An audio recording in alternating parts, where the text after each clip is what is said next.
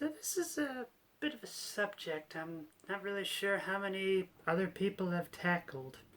So you may be scratching your head what the title of this video means.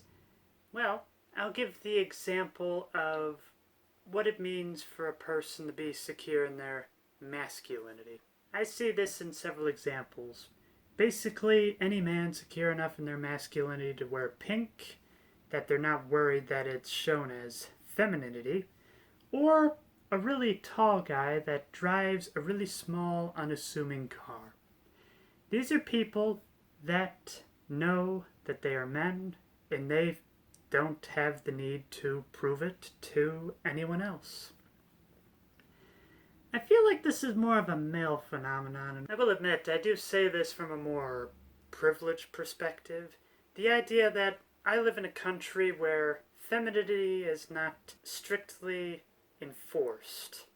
So, here it's the idea that if a woman is not seen as feminine, it's just more as like a guideline. It's like, hey, people might get the wrong impression about you if you're not dainty, subservient, good cook, or a multitude of many other things. So the major point that I'm trying to bring up with this video is how to be secure in your transness. Well, as I hope I got across, it's the idea that if you're not secure, it's when you're being more performative about it. For instance, you're really waving the flag. You're wearing very bright pink, dark blue, or whatever your color choices are for being non-binary. You might even be dyeing your hair and whatnot. Probably the most common example, it's you gotta own at least one of these. It's one of those things as I get further along with transitioning where I like the idea of stuffed animals because I felt like once I got to the age of 10 I wasn't allowed to have them anymore, and now that I can actually enjoy it, I can enjoy it. And at the same time, it feels a bit more performative than it is me. But yet, how to be secure in it? In all examples, just means that you don't have to show to the world that you are because you believe that you are, that you don't need to extra compensate for it. So what would this mean in terms of trying not to be performatively trans? Well, I guess really the main thing is just living your life the way you have been, in all honesty. Just maybe wearing the clothes you want to wear, putting the makeup or lack thereof on your face, wearing the hair that you want, doing what you want to do. Not because other people are telling you you have to be in order to be a real one, but what makes you happy. I feel like I've probably touched upon this subject in other videos, but I've always hated it whenever anybody says that you can't be real because you are not this. Because I've definitely been the victim of that. Let's just say I have a lot of ideals that do not really fit into the stereotypical trans motif. And as such, I have gotten into a lot of trouble over this. And so I guess really the main point of this video is to basically say, you know what? Just be you. You don't have to be out there protesting. You don't have to like very strictly feminine things.